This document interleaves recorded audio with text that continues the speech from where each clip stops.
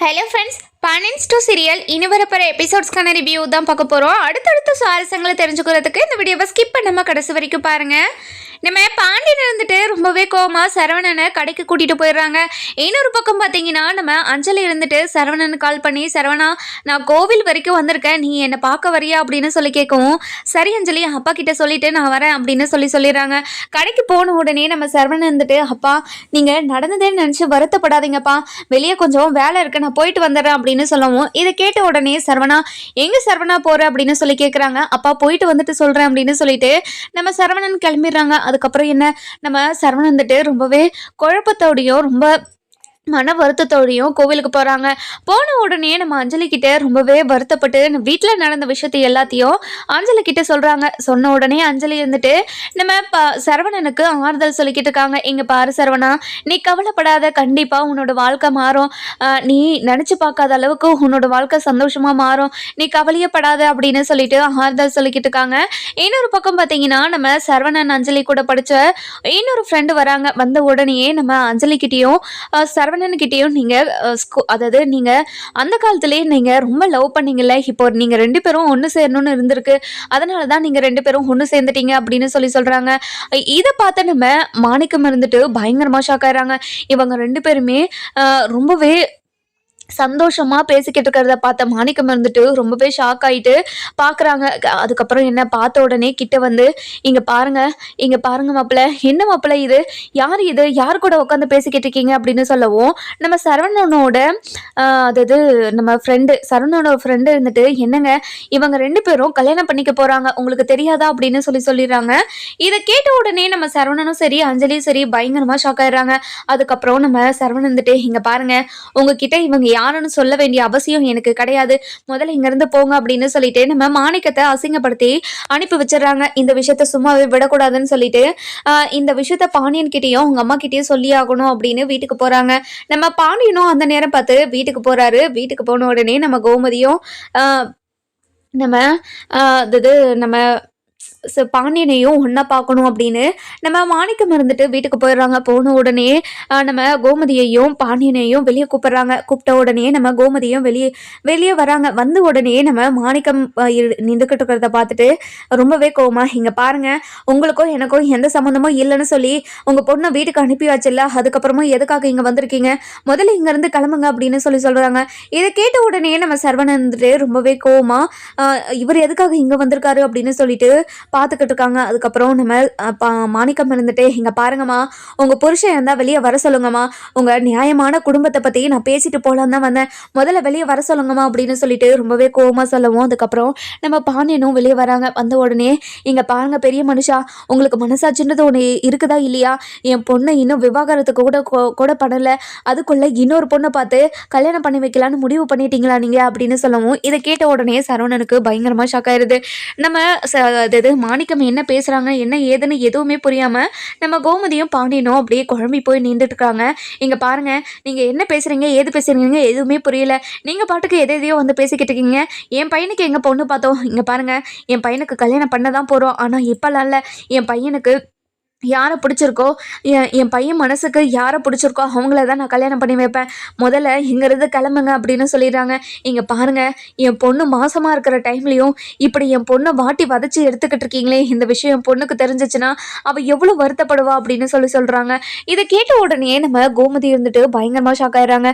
இங்கே பாரு, உன் பொண்ணு மாசமாக இருக்காளா, இந்த விஷயம் எனக்கு தெரியவே தெரியாது அப்படின்னு சொல்லவும், இதை கேட்ட உடனே, இங்கே பாருங்கம்மா என் பொண்ணு மாசமாக தான் இருக்கா, 2 மாசமாக இருக்கா, இங்கே பாருங்க இந்த டைமில் நீங்கள் வேற ஒரு கல்யாணத்தை பண்ணீங்க, கண்டிப்பாக வேற பிரச்சனை ஆகும், நீங்கள் இதெல்லாம் பண்ணவே கூடாது அப்படின்னு சொல்லிடுறாங்க. இதை கேட்ட உடனே நம்ம பாண்டியன் இருந்துட்டு ரொம்பவே கோவமா, நீங்கள் எதை வச்சு என் பையன் இன்னொரு கல்யாணம் பண்ணிக்க போகிறான்னு சொல்லிக்கிட்டு இருக்கீங்க அப்படின்னு சொல்லி கேட்கவும், நம்ம அதாவது மாணிக்கம் இருந்துட்டு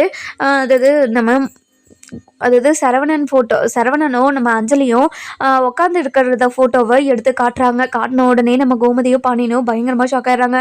நம்ம பையனா இப்படி பண்ணுச்சு அப்படின்னு சொல்லிட்டு பயங்கர ஷாக்கோட ரொம்பவே கஷ்டப்பட்டு பேசிக்கிட்டு இருக்காங்க. அதுக்கப்புறம் என்ன, நம்ம சரவணன் கிட்ட போயிட்டு, சரவணா என்ன சரவணா இது அப்படின்னு சொல்லி கேட்கவும், சரவணன் கிட்ட சரவணன் இருந்துட்டு அது இது வந்துன்னு சொல்லிட்டு நம்ம கோமதிக்கிட்டேயும் பாண்டியன்கிட்டேயும் எந்த ஒரு பதில் சொல்லாமல் அமைதியாகவே இருக்காங்க.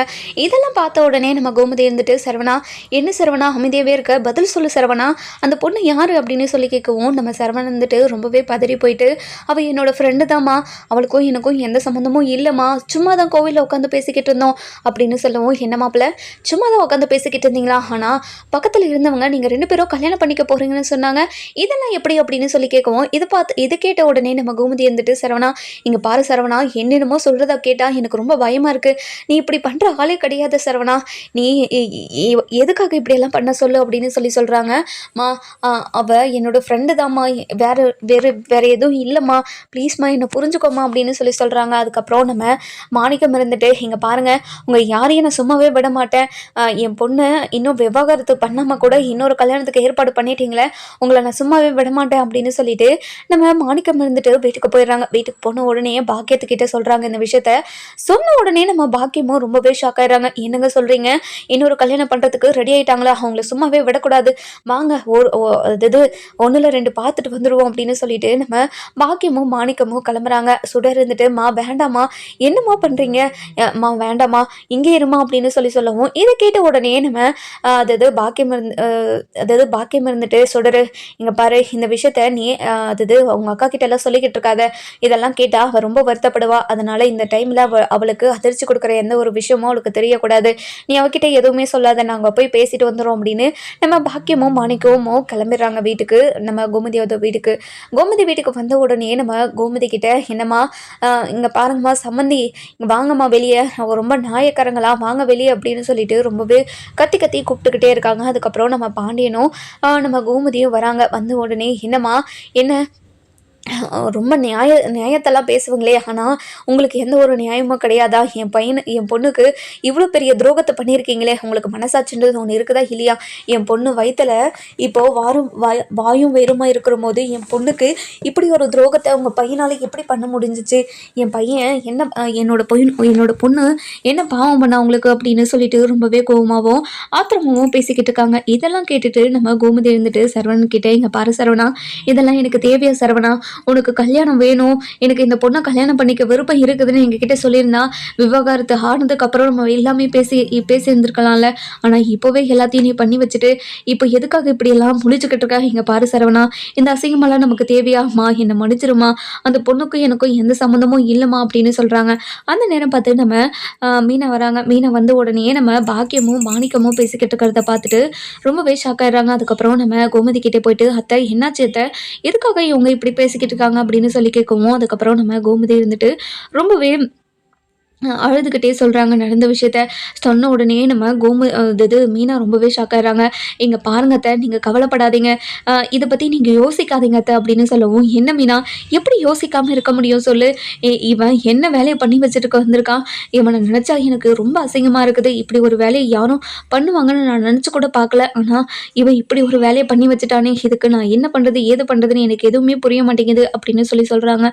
அதுக்கப்புறம் என்ன நம்ம மீனா இருந்துட்டு, இங்கே பாருங்க அத்தை, நம்ம பொறுமையாக இதை பேசிக்கலாம் இருங்க, இங்கே பாருங்கள் எதுக்காக இங்கே வந்து கற்றுக்கிட்டு இருக்கீங்க அப்படின்னு சொல்லி கேட்கவும், இங்கே பாருமா உன்னோட வாழ்க்கை நல்லா இருக்குது, என் பொண்ணோட வாழ்க்கை தானே ஊசலில் தொங்கிட்டு இருக்க மாதிரி தொங்கிட்டு இருக்கு, அந்த நியாயத்தை கேட்டால் உங்களுக்கெல்லாம் ரொம்ப கஷ்டமாக இருக்குதா, என் பொண்ணு வாயும் வயிறுமா இருக்கிற விஷயம் உனக்கும் தெரியும்ல, அப்படி தெரிஞ்சிருந்தோம் இவங்க கிட்ட எதுவுமே சொல்லக்கூடாதுன்னு என் பொண்ணு சொல்லிட்டா, இந்த குடும்பத்துக்கும் எனக்கும் எந்த சம்மந்தமும் இல்லை, இனிமேல் என் குழந்தைய நான் வளர்த்துக்க தெரியும்னு அவள் பாட்டுக்கு எதையோ சொல்லிக்கிட்டு இருக்கா, அதெல்லாம் கேட்டுட்டு என்னால் அமைதியாக இருக்க முடியுமா, ஒரு குழந்தைய தனியாக வளர்க்குறது எவ்வளோ பெரிய கஷ்டம்னு இந்த உலகத்தில் வாழ்ந்து பார்த்தா தான் தெரியும், அந்த கஷ்டத்தை என் பொண்ணுக்கு கொடுக்கணுன்ற அவசியம் எனக்கு இல்லை, நாங்கள் பண்ணது எல்லாமே தப்பு தாம்மா, நான் இல்லைன்னாலும் சொல்லலை, அதுக்காக என் பொண்ணுக்கு இவ்வளோ பெரிய துரோகத்தை பண்ணுவீங்களா, அப்போது நீங்கள் அதாவது என் பொண்ணு பண்ணது தப்புனா நீங்கள் பண்ணுறதெல்லாம் என்னம்மா அப்படின்னு சொல்லிட்டு வார்த்தைக்கு வார்த்தை பாயிண்ட்டாக நம்ம பாக்கியம் எடுத்து விட்டுட்டே இருக்காங்க.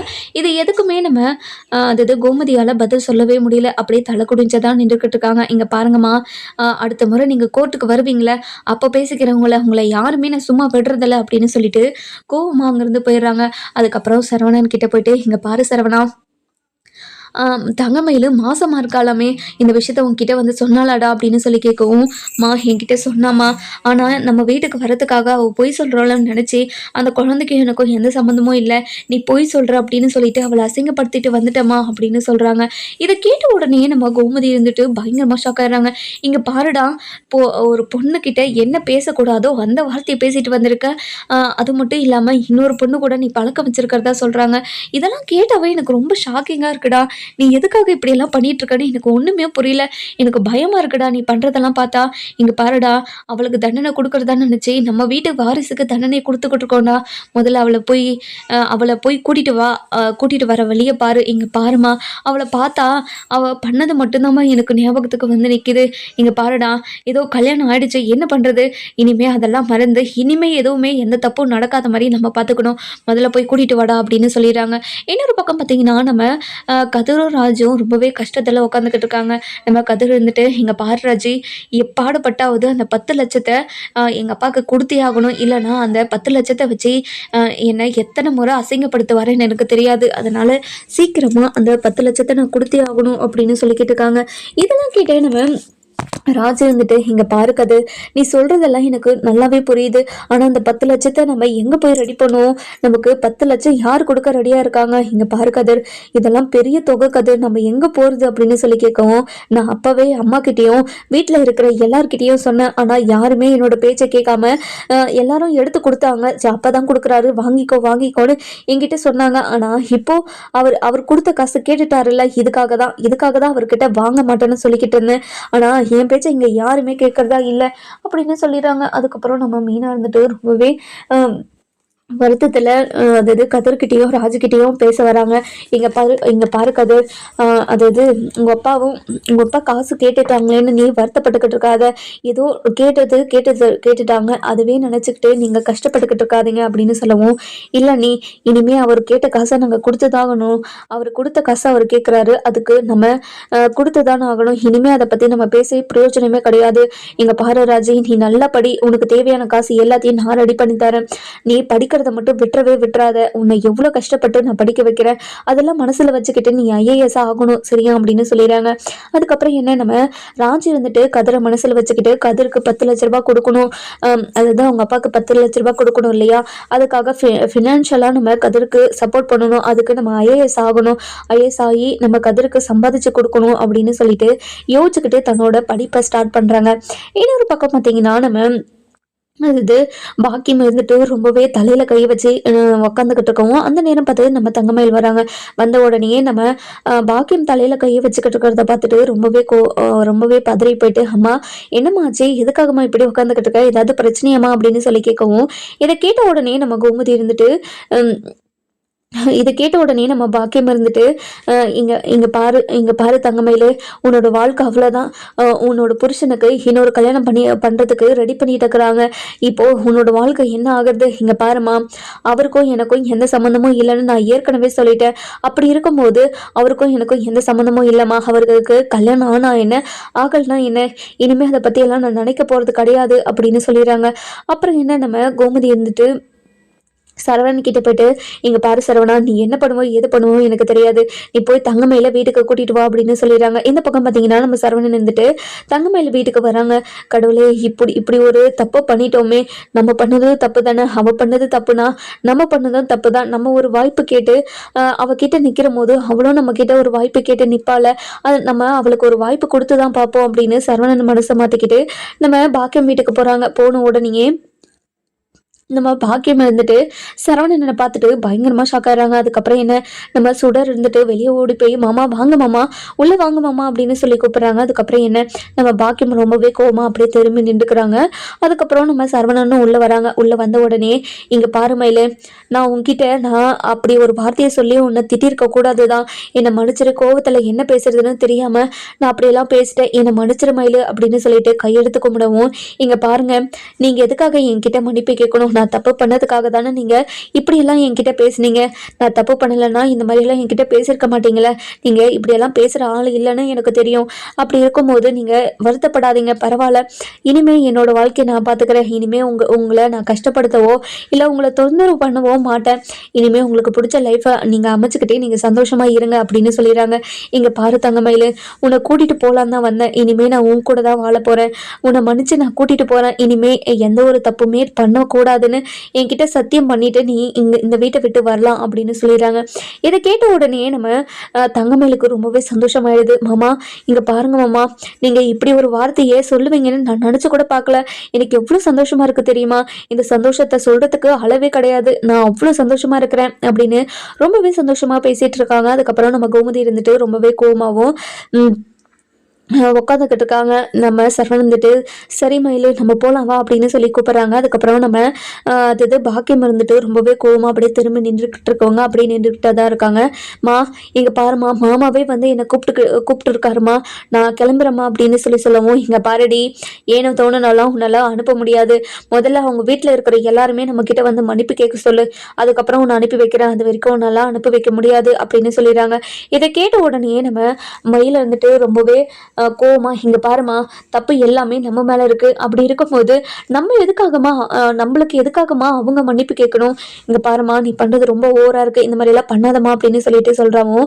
இதை கேட்ட உடனே நம்ம பாக்கியம் இருந்துட்டு, இங்கே பாருடி, உனக்கு எதுவும் தெரியாது, நீ கொஞ்ச நேரம் அமைதியாக இரு, என்ன பேசிக்கிட்டு இருக்க, கொஞ்ச நேரம் இரு, நான் பேசிக்கிறேன் அப்படின்னு சொல்லிட்டு நம்ம சரவணனுக்கிட்ட, இங்கே பாருங்க, உங்கள் வீட்டில் இருக்கிற எல்லாருமே வந்து இங்கே மன்னிப்பு கேட்டால் மட்டும்தான் என் பொண்ணை உங்கள் வீட்டுக்கு அனுப்பி வைக்க முடியும், இல்லைனா என் பொண்ணை வீட்டில் உங்கள் வீட்டுக்கு அனுப்பி வைக்க முடியாது அப்படின்னு சொல்லிடுறாங்க. அதுக்கப்புறம் பாக்கியம் இருந்துட்டு ரொம்பவே கோவமாக சொல்லிட்டு அவங்க பாட்டுக்கு தங்கமயில வீட்டுக்கு உள்ளே கூட்டிகிட்டு போயிடுறாங்க. அதுக்கப்புறம் நம்ம தங்கமயில வந்துட்டு, இங்கே பாருமா, என் புருஷனை இனிமேலும் என்னால் கஷ்டப்படுத்த முடியாதம்மா, அவரே இறங்கி வந்து என்னை கூப்பிட வந்திருக்காரு. அப்படி இருக்கும்போது அவங்க வீட்டில் இருக்கிறவங்கலாம் எதுக்காகம்மா என்கிட்ட மன்னிப்பு கேட்கணும்? நான் தான்மா அவங்கக்கிட்ட மன்னிப்பு கேட்கணும். நான் பண்ண தப்புக்கு நான் தானே அவங்கக்கிட்ட எல்லாருக்கிட்டையும் மன்னிப்பு கேட்கணும்.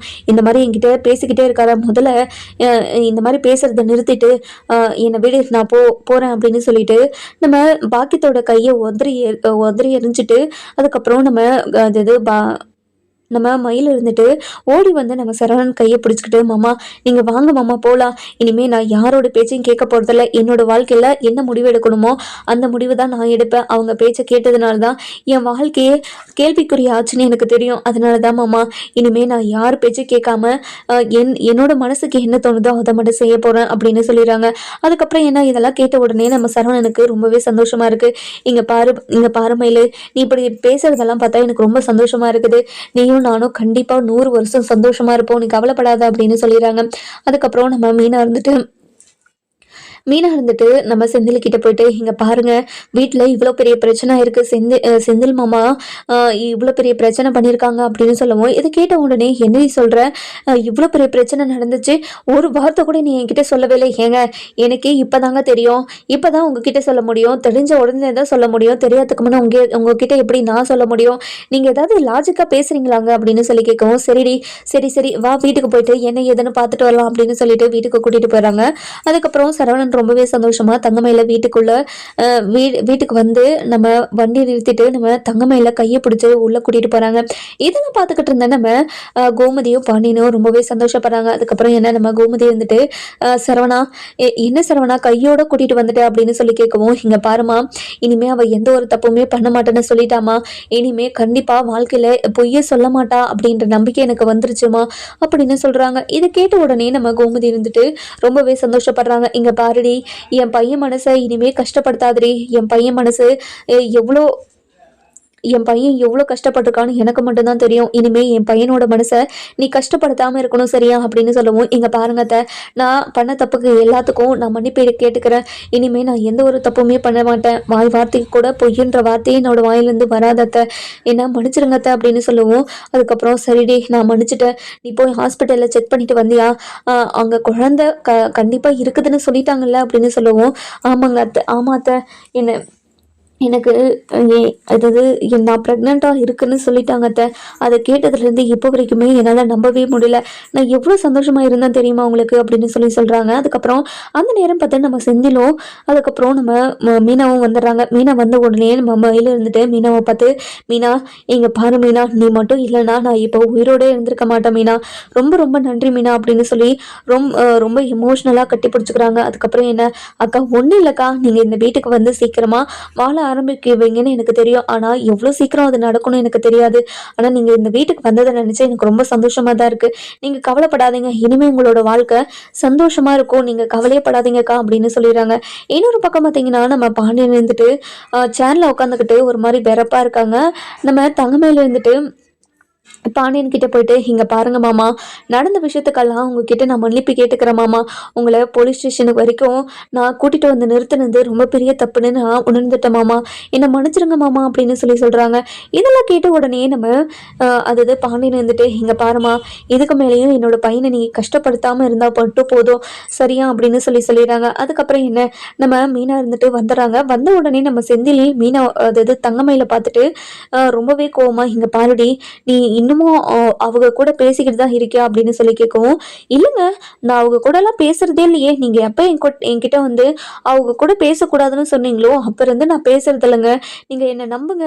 உன்னை என்னால் நம்பவே முடியலடி, நீ கண்டிப்பாக அவங்க கூட பேசிக்கிட்டு தான் இருந்திருப்ப, அவங்க அதனால தான் உன்னை வந்து கட்டிப்பிடிச்சி இப்படிலாம் பேசிக்கிட்டு இருக்காங்க, எனக்கு எதுவும் தெரியாதுன்னு நினச்சிக்கிட்டு இருக்கியாடி அப்படின்னு கேட்கவும், இதை கேட்ட உடனே, இங்கே பாருங்க அப்படியெல்லாம் ஒன்றும் இல்லை, இங்கே பாருங்க, ஒரு பெரிய பிரச்சனை வந்தால் அவங்க அப்பா காசு விஷயத்த மறந்துடுவாங்கன்னு சொன்னீங்கல்ல, அதே மாதிரி இந்த பிரச்சனை வந்துருச்சு, அந்த காசு விஷயத்த மறந்துடுவாங்களா அப்படின்னு கேட்கவும், இதை கேட்ட உடனே, என்ன மீனா நீ இப்படியெல்லாம் பேசுகிற, நீ இப்படியெல்லாம் பேச மாட்டியே அப்படின்னு கேட்கவும், இல்லைங்க நீங்கள் நைட்டு பேசிக்கிட்டு இருந்தீங்களே அதை வச்சு தான் சொன்னேனே தவிர வேற எதுக்காகவும் இல்லை, அவங்க காசை நம்ம திருப்பி கொடுத்தே ஆகணுங்க அப்படின்னு சொல்லிடுறாங்க. இன்னொரு பக்கம் பார்த்தீங்கன்னா நம்ம அரசு இருந்துட்டு ரொம்பவே குழப்பத்தில் உட்காந்துக்கிட்டு இருக்காங்க. இவங்கள அண்ணியே ஏற்றுக்கலாமா வேணாமா, இவங்க பண்ண தப்பெல்லாம் மனசில் வந்து போய்கிட்டே இருக்கே, இவங்களால நம்ம ஜெயிலுக்கெல்லாம் போகணுமே அப்படின்னு நினச்சி ரொம்பவே வருத்தப்பட்டுக்கிட்டு இருக்காங்க.